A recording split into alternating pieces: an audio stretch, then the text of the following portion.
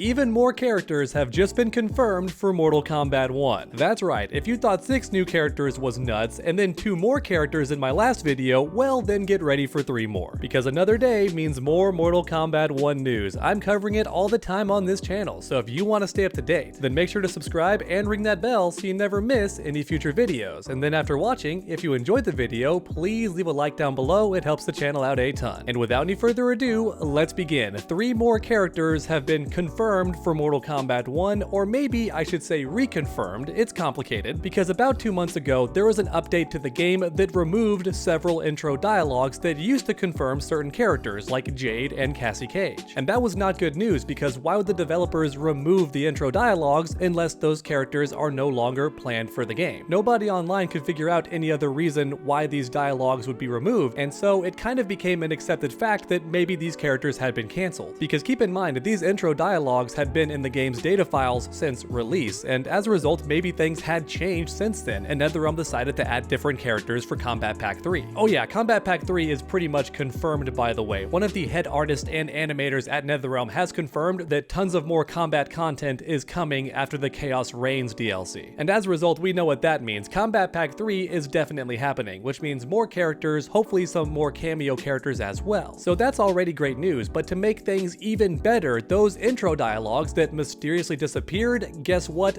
They're back after the recent update that came with Takeda's DLC. Or in other words, it looks like those characters are confirmed to return after all, and they're gonna be coming in Kombat Pack 3 because now that's also been confirmed. So with all that information out of the way, now that everybody watching is caught up to speed, let's discuss these 3 characters that are coming to Mortal Kombat 1. First up, we have the most fan-requested character since the game released, Jade. That's right, she's now pretty much confirmed to be in the game, and that makes sense because there's so many characters that mention her in the intro dialogues, and on top of that, she's even been given a promotion. She's now a countess in Mortal Kombat 1 instead of a simple bodyguard. Or in other words, your girl Jade is now royalty in Mortal Kombat 1, so not only will she be a very fun character to play, but she's also likely going to play a bigger role in the story this time around because she has some political pull. She is a countess, she is royalty. So with all that being said, now it's time to speculate and have some fun. How do you think Jade is going to play in Mortal Kombat 1? Let me know your thoughts in the comments down below. Because don't forget that Tanya has a very similar weapon to Jade in Mortal Kombat 1, and she's also a bodyguard for the royal family, which was originally what Jade did in the past game. So that's why I was worried that maybe Tanya was going to completely replace Jade in Mortal Kombat 1,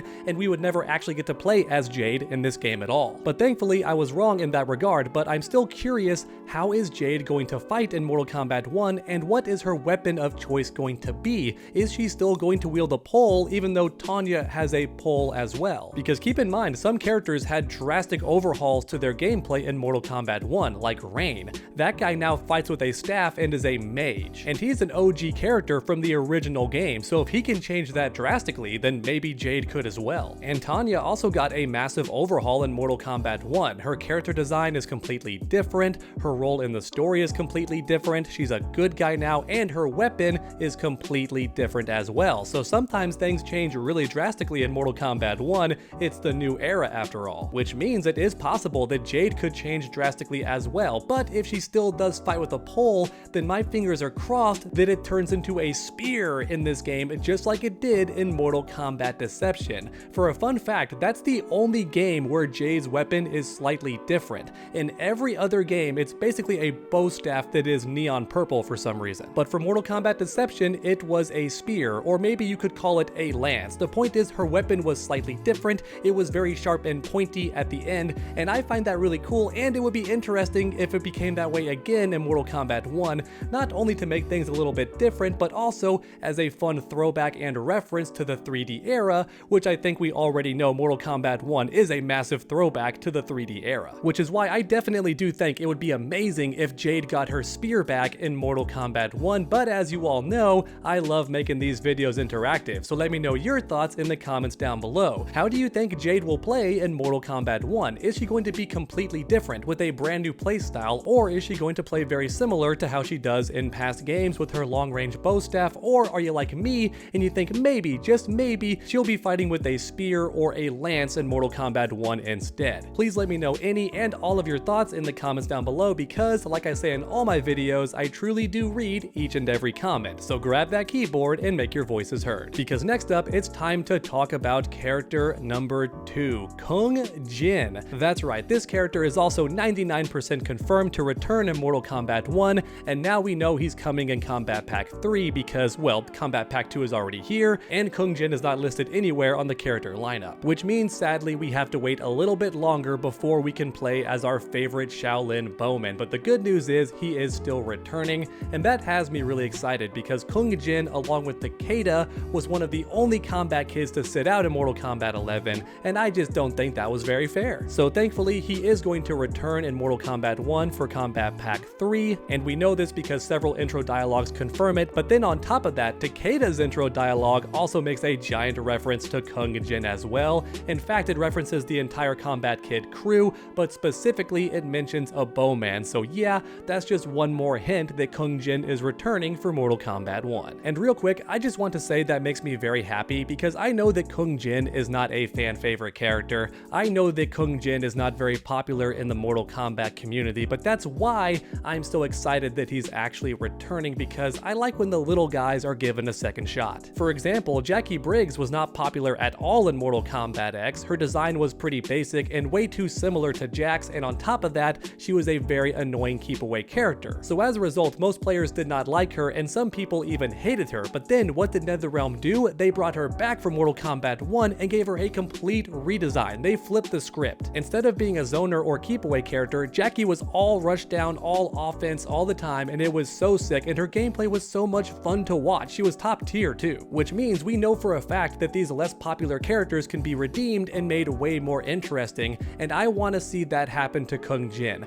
I want this guy to be given a second chance because after all, he is an underdog, but on top of that, I find his weapons and gameplay to be very unique. There's no other premier bowman in the Mortal Kombat series, so Kung Jin deserves to return. And since he's now confirmed for Kombat Pack 3, I really do hope that NetherRealm does him justice and gives him so many awesome and cool moves to make him interesting. Just imagine if he can ricochet his bows off the screen like the ceiling, the floor, and the wall. That'd be so sick. He can do geometry combat. That would be incredible. Or maybe you can charge the bow, and the longer you hold it down, the more damage it does. Or maybe it launches if you charge it for longer. That would be so sick. Honestly, there's so much potential to make Kung Jin interesting and fun to play in Mortal Kombat 1, so fingers crossed that NetherRealm nails it. But now finally, it's time for the third character that's been confirmed, ya girl Cassie Cage. Also a big fan favorite in the Mortal Kombat community, and as a result, many players are going to be excited that she's returning. I'm happy for them, but it's time for my own personal opinion. I think that Cassie Cage is the wrong decision. Not because she isn't cool, of course she's very cool, and I know many players are going to be happy that she comes back, but to me personally, I wish somebody else would be given a shot. Someone who was not in the previous game. Cassie Cage has been in Mortal Kombat X and Mortal Kombat 11, so I think it's fair for her to sit out a game, and on top of that, we already have Janet Cage,